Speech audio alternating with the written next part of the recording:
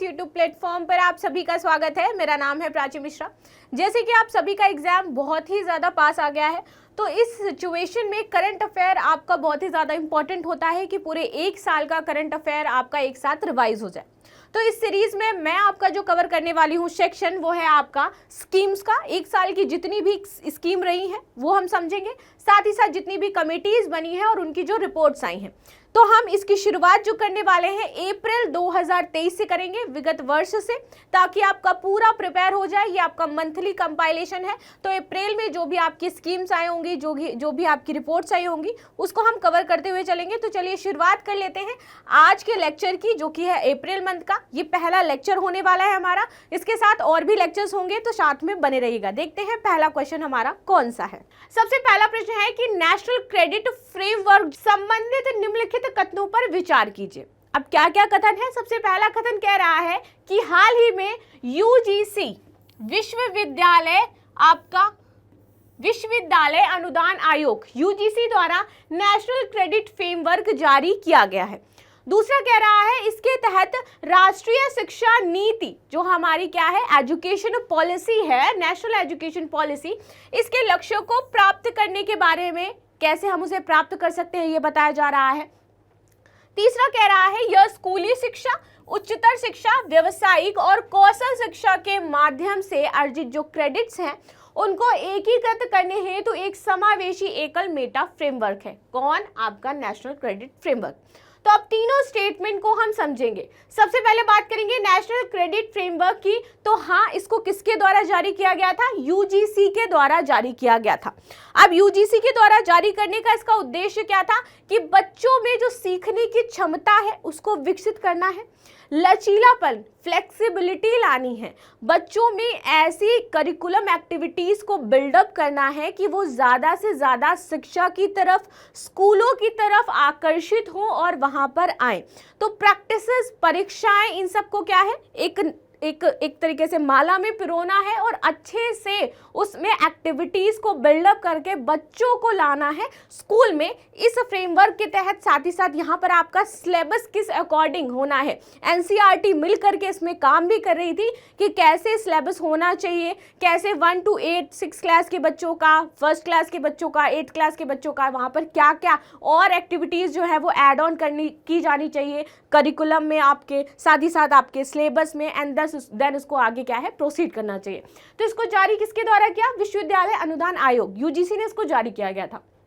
इसके तहत उद्देश्य था कि जो राष्ट्रीय शिक्षा नीति 2020 के लक्ष्य हैं उनको हमें प्राप्त करना है इसके माध्यम से। तो दूसरा स्टेटमेंट भी आपका करेक्ट हो जाता है।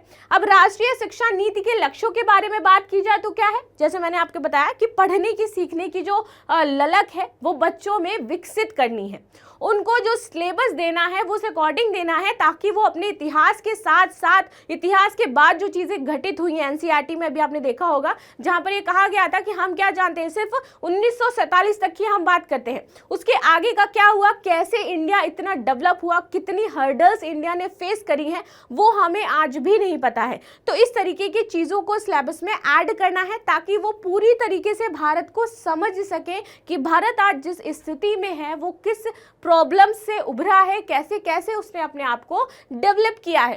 ठीक है, और यह क्या करता है, यह स्कूली शिक्षा जो है, जो आपकी उच्चतर शिक्षा है, इसके बाद जो व्यावसायिक और कौशल शिक्षा के माध्यम से जो अर्जित क्रेडिट्स होते हैं, इनको एकीकृत करके एक समावेशी एकल मेटा फ्रेमवर्क में विकसित करता है। मेटा फ्रेमवर्क है इसके लिए। तो इस अकॉर्डिंग आपके जो तीनों स्टेटमेंट हो जाते हैं वो करेक्ट हो जाते हैं। तो राइट आंसर यहाँ पर आपका क्या हो जाएगा, सभी कथन यहाँ पर सही है। इसके बाद हम इसका एक्सप्लेनेशन भी बहुत अच्छे से समझेंगे कि इससे रिलेटेड न्यूज़ चर्चा में आपकी क्या थी और पूरी न्यूज़ को कवर करेंगे।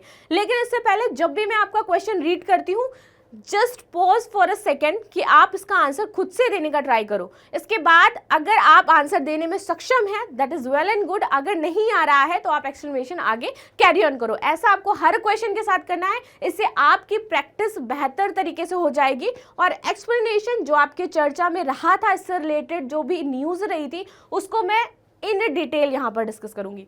तो न्यूज़ क्या थी? नेशनल क्रेडिट फ्रेमवर्क से रिलेटेड। इसको किसने जारी किया था? विश्वविद्यालय अनुदान आयोग यानी कि यूजीसी द्वारा ये नेशनल क्रेडिट फ्रेमवर्क जारी किया गया था। अब बात कर लेते हैं इसके प्रमुख बिंदु क्या थे।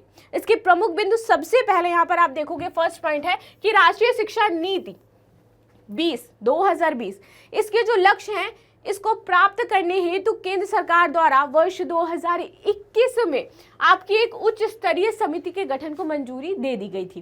ठीक है, यह समिति क्या करती है, सामान्य व्यावसायिक शिक्षा और प्रशिक्षण कौशल हेतु एक राष्ट्रीय क्रेडिट संचय और हस्तांतरण फ्रेमवर्क विकसित करेगी। तो ये क्या था आपका, यही नेशनल क्रेडिट फ्रेमवर्क, जिसके लिए ये आपकी कमेटी बनाई गई थी। नेशनल क्रेडिट फ्रेमवर्क क्या है, चलिए इसको समझ लेते हैं। तो ये क्या करता है, जो आपकी स्कूली शिक्षा है, उच्चतर शिक्षा है, व्यावसायिक शिक्षा है और कौशल शिक्षा है, इसके माध्यम से जो भी क्रेडिट्स अर्जित होते हैं तो उसको एकीकृत करने हेतु एक समावेशी एकल मेटा फ्रेमवर्क है। ठीक है, आगे बात कर लेते हैं इसमें नेशनल क्रेडिट फ्रेमवर्क के लाभ क्या क्या होंगे, किसके तहत ये कार्य करेगा। सीखने में इससे बच्चों में लचीलापन आएगा, व्यक्ति का समग्र विकास होगा, जब उसमें अन्य करिकुलम एक्टिविटीज होंगी, बहुत सारी अन्य चीज़ों को शामिल किया जाएगा सिलेबस में, तो सीखने की जो व्यवस्थित है एक समग्र विकास व्यक्ति का किस प्रकार होना चाहिए वो इससे होगा। विद्यार्थियों के नामांकन में वृद्धि होगी, इसके तहत आप देखोगे कि केंद्र भी लाए गए थे ताकि बच्चों में जो पोषण की कमी हो रही है या फिर खाने के माध्यम से ही वो स्कूल में आए, पढ़ाई करें, उनको खाना भी दिया जाएगा। साथ ही साथ आप देखो कि आंगनवाड़ी जो सेंटर्स हैं उसके तहत यहाँ पर राशन भी उपलब्ध कराया जा रहा था ताकि जो भी गरीब बच्चे हैं उनमें न्यूट्रिशन बना रहे, जो गर्भवती महिलाएं हैं उनमें न्यूट्रिशन की जो प्रतिपूर्ति है वो होती रहे और साथ ही साथ उनका जो एजुकेशन है वो चलता रहे। ठीक है, अधिक कुशल और दक्ष कार्यबल आगे विकसित होगा, क्योंकि जब उच्चतर शिक्षा में हम जाएंगे तो वहाँ पर अलग अलग कौशल के कार्यक्रम जो हैं वो कराए जाएंगे, अलग अलग क्षेत्रों में हमें डिप्लोमा दिलाया जाएगा। आप देखोगे कि कंप्यूटर्स सेंटर्स बहुत सारे खुल गए हैं, वहाँ पर सिखाया जा रहा है। बहुत सारे जो आईटी सेक्टर्स है जहाँ पर आपका आईटीआई में कराया जाता है कि कैसे आपको इलेक्ट्रिक से रिलेटेड कार्य करना है, कैसे आपको वाटर या बिजली से रिलेटेड कार्य करने हैं। तो ऐसे ऐसे करके बच्चों को क्या है कि हम उच्चतर शिक्षा में जब जाते हैं तो उस अकॉर्डिंग वहाँ पर कौशल प्रदान किया जा रहा है भारत सरकार के द्वारा, ताकि वो स्किल्ड हो और उनको आगे जॉब दी जा सके। वैश्विक निवेश भी इससे आकर्षित होगा। ठीक है, कि हम अब बड़े बड़े, अभी हाल ही में आपकी एक रिपोर्ट आई थी जो आपकी बताती है यूनिवर्सिटीज से रिलेटेड रैंकिंग क्या है। तो भारत में, एशिया में यदि बात की जाए तो 10th प्लेस पर हमारा JNU कॉलेज आ रहा था। इसी के तहत रिपोर्ट आपकी आई जिसमें क्या बताया गया, जिसको हम QS रिपोर्ट कहते हैं। मे बी अभी मैं रिपोर्ट को रिकॉल नहीं कर पा रही हूँ, वो QS रैंकिंग होती है, आपकी QS रैंकिंग ही है। तो उस रैंकिंग में 10th प्लेस पर आया था हमारा JNU। और यहीं पर एक चीज़ और कही गई कि भारत जो है वो चाइना, अमेरिका, इसके पश्चात अब शायद चौथा देश बनने जा रहा है जहां पर आपकी यूनिवर्सिटीज़ बड़ी मात्रा में बन रहे हैं, यूनिवर्सिटीज़ बहुत ज़्यादा बिल्ड करी जा रही हैं। तो यहाँ पर आप देखोगे जब यूनिवर्सिटीज़ अच्छी अच्छी बनेंगी तो ऑफकोर्स जो वैश्विक निवेश है इससे रिलेटेड, जहाँ पर कौशल अगर बच्चों में सिखाया जा रहा है तो ऑफकोर्स वो क्या करेंगे, इसमें इन्वेस्ट करेंगी। अनुसंधान और नवाचार पर भी अधिक जोर दिया जाएगा इसके तहत। चलिए अब आगे बात कर लेते हैं आवश्यकता क्यों है। जो हमारी जो न्यू एजुकेशन पॉलिसी है 2020, इसके उद्देश्यों को पूरा करना है, साथ ही साथ सकल नामांकन अनुपात को बढ़ावा देना है, विद्यार्थियों की रोजगार क्षमता को बढ़ावा देना है और आजीवन सीखने और लर्निंग में इनको सक्षम बनाना है। ठीक है, ताकि ज़्यादा से ज़्यादा बच्चे इसमें पार्टिसिपेट कर सके। और अब देखो, आप सभी जानते हो कि हम अगर BA कर रहे हैं, B.Ed कर रहे हैं तो हम 1 साल की किसी भी उसमें स्किल्ड ट्रेनिंग में डिप्लोमा जो है वो पा सकते हैं और उस डिप्लोमा के तहत हमें क्या दिया जाएगा, जॉब वगैरह प्रदान की जाएंगी। ठीक है, तो इसके तहत ये कार्य कर सकते हैं। आगे बात कर लेते हैं हम इसमें। सेकेंड क्वेश्चन क्या कह रहा है हमारा कि 7वां राष्ट्रीय स्वास्थ्य लेखा अनुमान से संबंधित निम्नलिखित कथनों पर विचार कीजिए। सबसे पहला स्टेटमेंट यहाँ पर कह रहा है, स्वास्थ्य और परिवार कल्याण मंत्रालय द्वारा वर्ष 2019-20 के लिए, याद रखिएगा, वर्ष 2019-20 के लिए 7वां राष्ट्रीय स्वास्थ्य लेखा अनुमान जारी किया गया है। दूसरा कह रहा है, NHA की परिकल्पना राष्ट्रीय स्वास्थ्य नीति 2002 में की गई थी। तीसरा स्टेटमेंट है, यह विश्व स्वास्थ्य संगठन के सिस्टम ऑफ हेल्थ अकाउंट्स 2011 के फ्रेमवर्क पर आधारित है। कौन से कथन इसमें असत्य नहीं है, आपसे पूछ रहा है। ये वाला उपयुक्त कथनों में से कितने असत्य नहीं है? केवल 1, केवल 2, सभी कथन सत्य हैं? कोई भी कथन सत्य नहीं है। आ जाते हैं सबसे पहले हमारे स्टेटमेंट पर कि यहाँ पर एक मंत्रालय मेंशन किया गया है। मंत्रालय कौन सा है? स्वास्थ्य और परिवार कल्याण मंत्रालय। इसके द्वारा ही आपका 7वां राष्ट्रीय स्वास्थ्य लेखा NHA अनुमान जारी किया गया था। किस वर्ष के लिए? 2019 और 20 के लिए। ये वाला स्टेटमेंट आपका राइट हो जाता है। मंत्रालय याद रखिएगा किस मंत्रालय के तहत आया था, और ये कौन सा है? आपका 7वां राष्ट्रीय स्वास्थ्य लेखा अनुमान है। ठीक है। NHA की परिकल्पना जो की गई थी वो राष्ट्रीय स्वास्थ्य नीति आपकी 2002 के तहत ही की गई थी। आगे बात कर लेते हैं। यह विश्व स्वास्थ्य जो आपका संगठन है, इसके सिस्टम ऑफ हेल्थ जो अकाउंट्स है 2011 के फ्रेमवर्क पर आधारित है। ये तीनों ही स्टेटमेंट आपके पूरी तरीके से सही हो जाते हैं, इसलिए आपका जो ऑप्शन सी है वो राइट होगा। अब बात कर लेते हैं इससे रिलेटेड न्यूज आपकी क्या आई थी। वर्ष 2019-20 के लिए 7वां राष्ट्रीय स्वास्थ्य लेखा अनुमान जारी किया गया। चर्चा में क्यों था? क्योंकि स्वास्थ्य परिवार जो कल्याण मंत्रालय है, इन्होंने 7वां 19 और 20 के लिए यह अनुमान जारी किया था। अब इस अनुमान के तहत क्या क्या चीजें महत्वपूर्ण बिंदु शामिल थे? तो राष्ट्रीय स्वास्थ्य प्रणाली संस्थान केंद्र NHSRC ने इसे तैयार किया था। अब यहाँ पर एक स्टेटमेंट चेंज करके आपका ये दे देता कि इसको किसके द्वारा तैयार किया गया था। ठीक है, तो यहाँ पर याद रखिएगा राष्ट्रीय स्वास्थ्य प्रणाली केंद्र ने इस फ्रेमवर्क को तैयार किया था, इस लेखानुमान को तैयार किया था। इसमें स्वास्थ्य और परिवार कल्याण मंत्रालय ने वर्ष 2014 में राष्ट्रीय स्वास्थ्य लेखा के तकनीकी सचिवालय के रूप में इसको नामित किया गया था। साथ ही साथ यह देश के विभिन्न स्वास्थ्य और वित्त पोषण जो संकेतकों है, इनकी प्रगति की निगरानी करता है, उनको देखता है कि कैसे ये कार्य कर रहे हैं। NHA की जो परिकल्पना की गई थी वो राष्ट्रीय स्वास्थ्य नीति 2002 के तहत की गई थी, जो कि WHO के सिस्टम ऑफ हेल्थ अकाउंट्स 2011 के फ्रेमवर्क पर आधारित थी। इसके तहत कार्य किया गया था। आगे बात करते हैं सिस्टम ऑफ हेल्थ अकाउंट्स 2011 जो WHO लेकर के आया था, उसके तहत क्या क्या महत्वपूर्ण बिंदु शामिल थे। इसके तहत था कि स्वास्थ्य व्यय को वर्गीकृत करने हेतु जो भी आपके उपभोग हैं, जो भी आपके प्रावधान हैं और जो भी आपके वित्त पोषण हैं, इनके 3 आधारों पर एक मानक उसको प्रदान किया जाए। ठीक है, तो क्या करना है? स्वास्थ्य वर्गीकृत करने हेतु चाहे उपभोग हो जाए, चाहे प्रावधान हो जाए, चाहे वित्त पोषण हो जाए, इनके 3 जो आधार हैं उनको एक मानक देना है, उसके तहत कार्य करना है कि ये इस मानक के तहत ही वर्क करेंगे और उस मानक को सेट करके रखना है। अगर उसमें कोई भी ऊंच नीच होती है, गड़बड़ी होती है, तो उसके तहत एक्शन लिया जाएगा। ठीक है, आर्थिक सहयोग और विकास संगठन, ये एक आपकी संस्था हो गई। दूसरी है आपकी कौन सी? यूरोस्टैट। तीसरी हो गई WHO। इनके सहयोग से इसे तैयार किया गया था। तो इसमें 3 संस्थाएं आपकी शामिल थी, यूरोसैट, WHO और आर्थिक सहयोग और विकास संगठन। इसके तहत ये कार्य कर रहे थे। अच्छा, इसका उद्देश्य क्या था? उद्देश्य था कि जितने भी स्वास्थ्य व्यय हो रहे हैं, स्वास्थ्य प्रणालियां विकसित हो रही हैं, इसको एनालाइज करना, देखना कि कहीं इसमें कोई प्रॉब्लम तो नहीं है, किस दिशा में कार्य चल रहा है, कि आगे प्रोग्रेस होगी नहीं होगी, कहीं इसमें प्रॉब्लमैटिक चीजें तो क्रिएट नहीं हो रही हैं, इसको देखना था, विश्लेषण करना था प्रणालियों का। अंतर्राष्ट्रीय तुलना हेतु प्रासंगिक मुख्य जो समूह है, जो ढांचे हैं, उनको तैयार करना था। आगे स्वास्थ्य प्रणाली जो भी है, इनकी निगरानी विश्लेषण हेतु विभिन्न देशों द्वारा विस्तार योग्य एक उपकरण प्रदान करना था, जिसके तहत ही कार्य कर सके। उपभोग व्यय की निगरानी हेतु स्वास्थ्य देखभाल की अंतरराष्ट्रीय स्तर पर, इंटरनेशनल लेवल पर बात की जा रही है, क्योंकि ये जो रिपोर्ट है वो WHO ने बनाया था। ये जो आपका फ्रेमवर्क है सिस्टम ऑफ हेल्थ अकाउंट्स 2011, ये WHO के द्वारा लाया गया था। ठीक है, तो यहाँ पे जो भी बात की जा रही है वो इंटरनेशनल लेवल पर की जा रही है कि हर एक देश को ऐसे विश्लेषण प्रदान करना है, ऐसे इक्विपमेंट्स देने, ऐसे कार्य प्रणाली देनी है जो इंटरनेशनल लेवल पर तुलना कर सके, उसकी निगरानी कर सके, उसका विश्लेषण कर सके और उसका सहयोग कर सके। ठीक है, तो अंतरराष्ट्रीय स्तर पर सामंजस्यपूर्ण सीमाओं को परिभाषित करना है कि कितना वो उपभोग पर व्यय कर सकते हैं, किस प्रकार से कर सकते हैं, इक्विपमेंट्स को वो कैसे निगरानी दे सकते हैं, कैसे कार्य कर सकते हैं। आगे बात कर लेते हैं। तीसरा नंबर प्रश्न कि हाल ही में जारी विश्व जनसंख्या स्थिति रिपोर्ट 2023 से संबंधित निम्नलिखित कथनों पर विचार कीजिए, जो आपका जारी किया गया था। पहला ऑप्शन कह रहा है संयुक्त राष्ट्र जनसंख्या कोष ने विश्व जनसंख्या रिपोर्ट 2023, यहाँ पर ये थीम बताई गई है कि 8 बिलियन लोग अनंत संभावनाएं, ये शीर्षक थी। इस शीर्षक से वार्षिक रिपोर्ट जारी की है।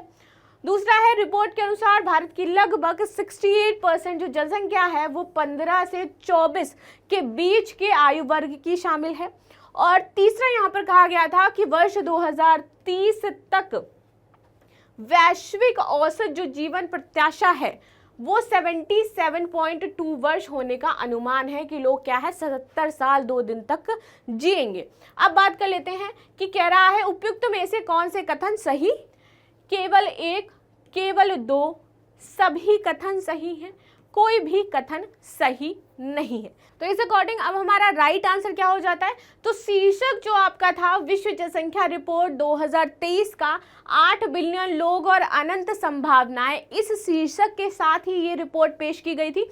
आपका जो स्टेटमेंट नंबर 1 है वो इस स्थिति से करेक्ट हो जाता है। अब इन दोनों में मिस्टेक्स क्या क्या है। रिपोर्ट्स के अनुसार भारत की लगभग 68% जो जनसंख्या है वो 15 से 24 वर्ग आयु की नहीं है, वो 15 से 64 या 65 वर्ग आयु की यहाँ पर आपको बताई गई है। तो अब इस न्यूज को समझते हैं कि आखिर न्यूज क्या थी आपकी विश्व जनसंख्या स्थिति रिपोर्ट 2023 को।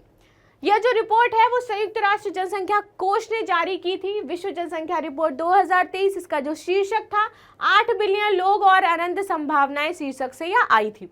अब इस रिपोर्ट में विशिष्ट क्षेत्रों, देशों और जनसंख्या समूहों व उनकी विशेष चुनौतियों को रेखांकित किया गया था कि कहां पर क्या प्रॉब्लम्स हैं, कहां की कितनी जनसंख्या है और इस जनसंख्या में जीवन प्रत्याशा कितनी है, कितने दिन तक लोग जीवित हैं, उसमें से कितने वर्ग आयु के ऐसे परसेंट के जो बच्चे हैं वो 15 से 24 हैं, या फिर कितने वर्ग आयु के बच्चे ऐसे हैं जो बच्चे कह रही हूँ, या कितने वर्ग आयु के लोग ऐसे हैं जो वृद्ध स्थिति में जा रहे हैं। तो यहाँ पर युवा जनसंख्या, जो आपकी यंग जनरेशन है, जो आपकी वृद्धा जनरेशन है, इन सबको कैटेगराइज किया गया था सारे देशों को लेकर के। तो चलिए अब देख लेते हैं आगे। रिपोर्ट में भारत के संदर्भ में समझेंगे कि क्या चीजें रही। सबसे अधिक जनसंख्या वाला देश बन गया भारत, सेकंड नंबर पे चाइना आ गया आपका। अब वर्ष 2023 के मध्य तक भारत में जो जनसंख्या है वो 1428.6 मिलियन जनसंख्या निवास कर रही है। सबसे युवा आबादी वाला देश भी भारत ही है।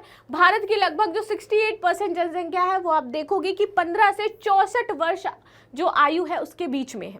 ठीक है, तो इतने लोग भारत में क्या हैं, युवा हैं। वहीं यदि बात की जाए किसकी, जो 10 से 24 वर्ग आयु के बच्चे हैं उनकी जनसंख्या 26% है। और वहीं आगामी वर्षों में वृद्ध जो आबादी है वो बढ़ने वाली है, क्योंकि जनसंख्या तेजी से बढ़ रही है। जो अब लोग हैं वो धीरे धीरे बूढ़े हो रहे हैं, तो हमारे यहाँ जो बूढ़ों की आबादी है वो अब ज़्यादा देखने को मिलेगी हमें आने वाले वर्षों में। तो ये वर्तमान में 7% भारतीय आबादी 65% जो 65 वर्ष है, 65 वर्ष है, इससे अधिक आयु की है। ठीक है, तो 7% लोग भारत में ऐसे हैं जिनकी आयु 65 वर्ष से अधिक है। यहाँ पर जो प्रजनन दर है भारत में वो धीरे धीरे क्या है, कम होती जा रही है। जैसे आप देखोगे वर्तमान में कुल प्रजनन दर जो है वो 2.0% है, लेकिन वहीं यदि बात की जाए 2015 से 2016 के मध्य में तो प्रजनन दर थी 2.2%। 2% की इसमें आपको कमी देखी गई है, 0.2% की।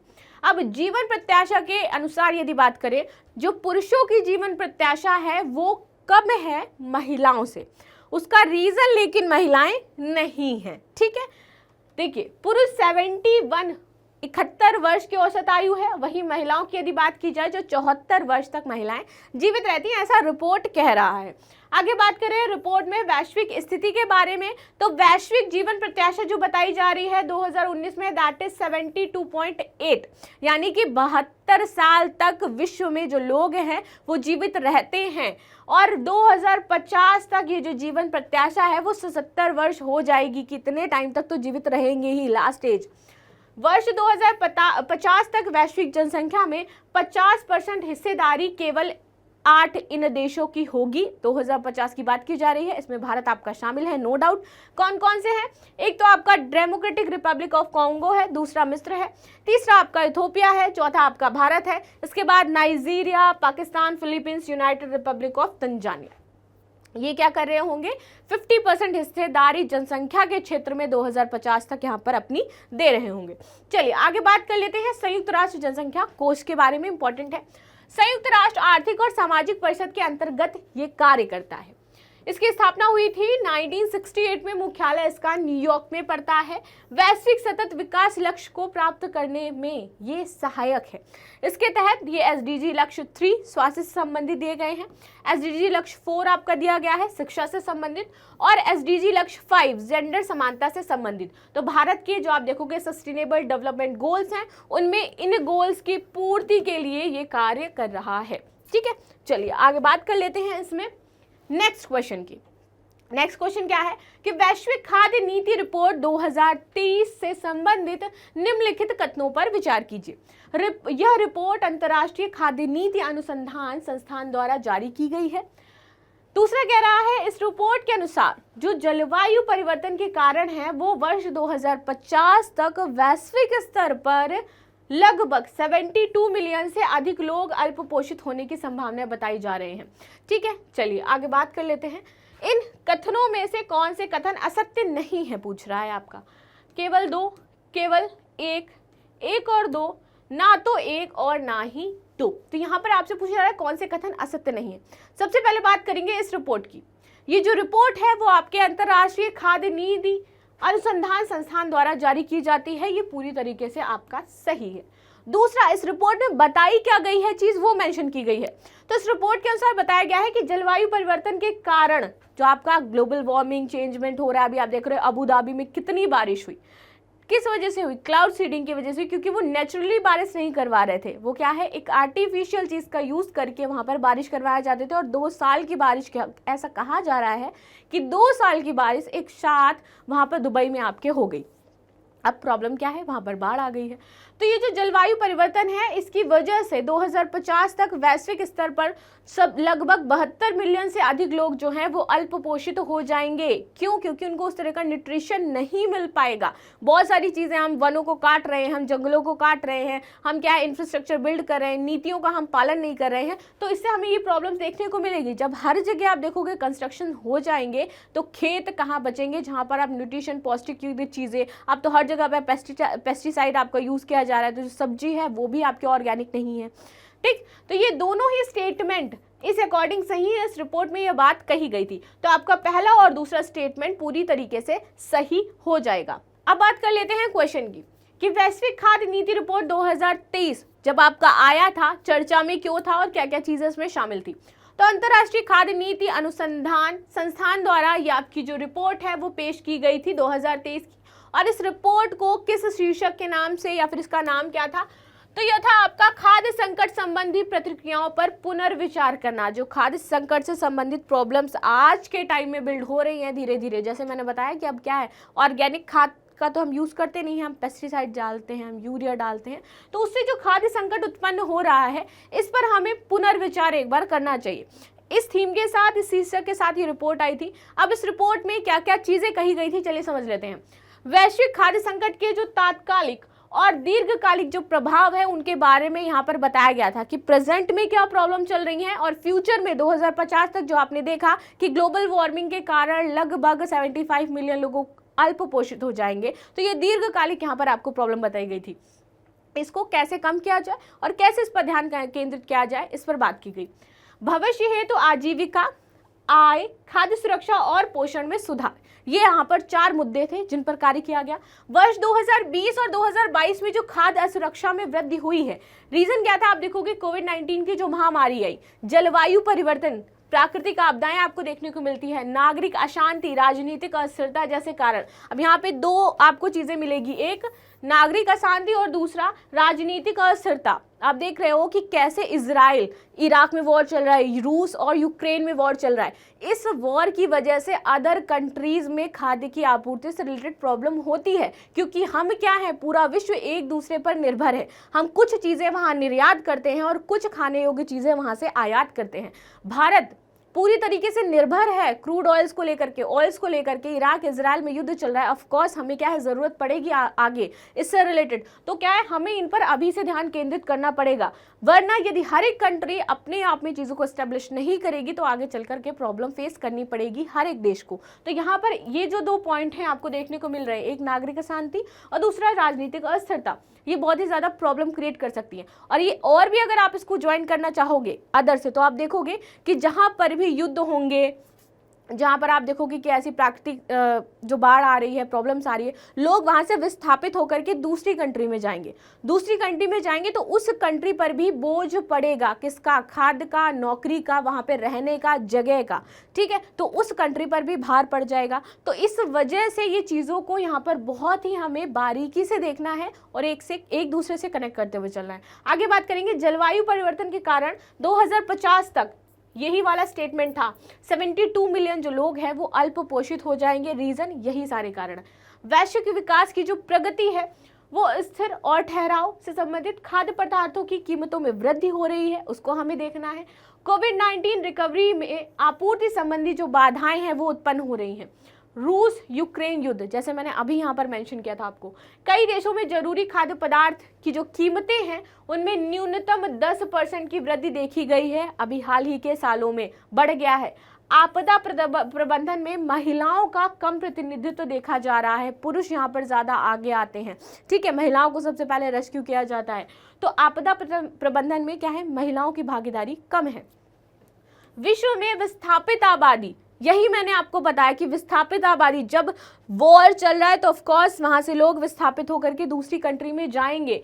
इसमें लगभग 4 से 5वें भाग में तीव्र भुखमरी और कुपोषण का सामना किया है। भुखमरी, कुपोषण बढ़ रहा है और अन्य देशों में भी इसका प्रेशर बढ़ता जा रहा है। तो ये हमारे लिए प्रॉब्लम से रिलेटेड चीजें हमें देखने को मिल रही हैं। आगे अंतर्राष्ट्रीय खाद्य नीति अनुसंधान, इसके बारे में बात करें तो इसकी स्थापना 1975 में, मुख्यालय इसका वॉशिंगटन डीसी में।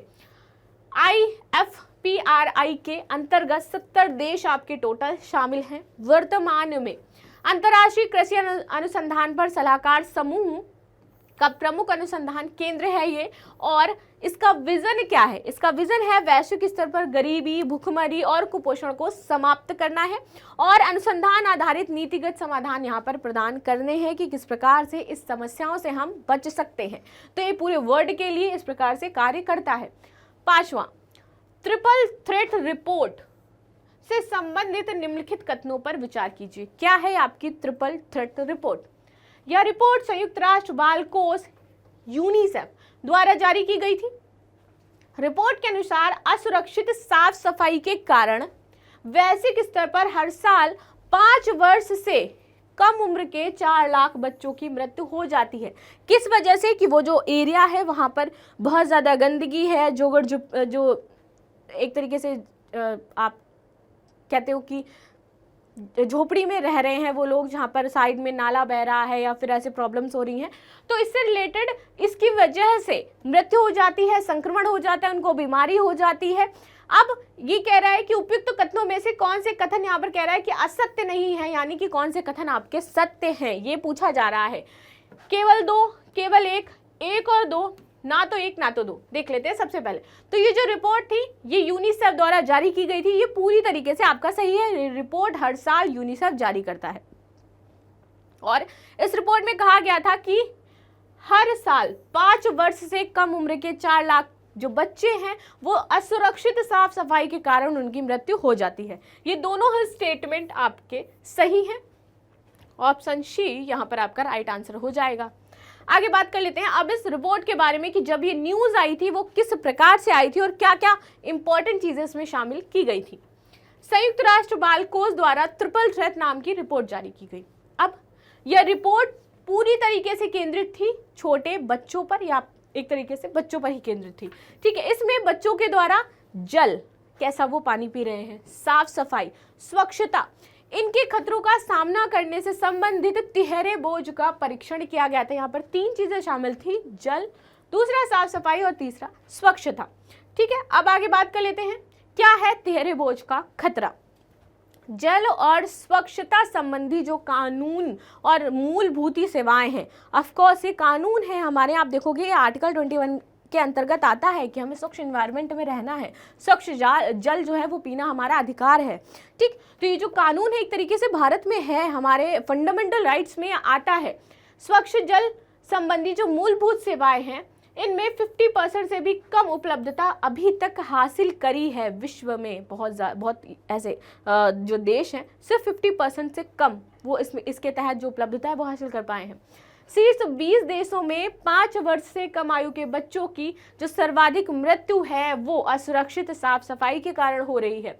यूनिसेफ के चिल्ड्रंस क्लाइमेट रिस्क इंडेक्स के अनुसार जलवायु और पर्यावरण संबंधित खतरों का जो उच्चतम जोखिम शीर्ष है वो 25% देशों में होना तय है। ये ज़्यादा है, 25% देश ऐसे हैं जहां पर ये जोखिम आपको ज़्यादा देखने को मिलेगा अन्य कंट्री से। ये देश कौन कौन से हो जाते हैं, जैसे नाइजीरिया हो गया आपका, नाइजीरिया हो गया, अफ्रीकन कंट्रीज़ हो गई। वहाँ पर आप देखोगे कि खाने से संबंधित बहुत प्रॉब्लम्स रहती हैं। यूनिसेफ इन क्षेत्रों में बहुत अच्छा कार्य करता है, तो इन देशों में ज़्यादा देखने को मिलता है। रिपोर्ट पर एक नज़र डाल लेते हैं वैश्विक स्तर पर, तो लगभग 600 मिलियन बच्चे आज भी स्वच्छ और सुरक्षित पेयजल की कमी का सामना कर रहे हैं। लगभग 1.1 मिलियन बच्चों की सुरक्षित जो पहुंच है वो सुनिश्चित नहीं हो पा रही है, नहीं मिल रहा है महिलाओं को। लगभग 689 मिलियन हाइजीन से जुड़ी बुनियादी सेवाएं पूरी नहीं हो रही हैं। असुरक्षित साफ सफाई स्वच्छता के कारण प्रत्येक वर्ष 5 साल से कम आयु के 4 लाख बच्चों की मृत्यु हो रही है। रिपोर्ट की प्रमुख सिफारिशें क्या थी जो इस बार आई थी? रिपोर्ट में कहा गया कि वर्ष 2030 तक साफ सफाई स्वच्छता हेतु क्या करना है, जो हमारे लक्ष्य हैं बीते सालों को उनको पूरा किया जाए। इससे संबंधित जो निवेश है उनको लाया जाए। जल और स्वच्छता संबंधी सेवाएं जो है उनको प्रदान करने के लिए जो प्रभावी और जवाबदेह पूर्ण सिस्टम व समन्वय क्षमता को बढ़ावा दिया जाए। साथ ही साथ तो इस तरीके की यहाँ पर महत्वपूर्ण चीजें यहाँ पर कही गई थी। तो इस तरीके की महत्वपूर्ण बिंदु जो थे वो इस रिपोर्ट में सिफारिशें जो है वो शामिल की गई थी। आगे बात करेंगे सरोगेसी के लिए ट्रिपल टेस्ट के संदर्भ में निम्नलिखित कथनों पर विचार कीजिए। कर्नाटका हाई कोर्ट उच्चतम न्यायालय ने इसको विकसित किया है। ठीक है, पहला स्टेटमेंट ये कह रहा है। दूसरा कह रहा है इसके तहत केवल परोपकारी सरोगेसी ही अनुमति प्रदान की गई है, सरोगेसी दी गई है। परोपकारी सरोगेसी क्या होती है इसको भी मैं बताऊंगी। तीसरा स्टेटमेंट, इसके तहत पति का आनुवांशिक परीक्षण, दंपति का शारीरिक और आर्थिक परीक्षण किया जाता है। उपयुक्त कथनों में से कौन से कथन सही हैं? केवल एक, केवल दो, एक और दो, एक, दो और तीन, तीनों ही कथन। सबसे पहले बात करेंगे फर्स्ट स्टेटमेंट की। इसे कर्नाटक उच्च न्यायालय ने विकसित किया है, इज राइट। इसको कर्नाटक उच्च न्यायालय द्वारा विकसित किया गया था और कर्नाटक उच्च न्यायालय ने कहा था कि ये जो सरोगेसी है ये सिर्फ परोपकारी सरोगेसी ही होनी चाहिए। अगर कोई व्यावसायिक सरोगेसी है तो वो कानूनी अपराध माना जाएगा।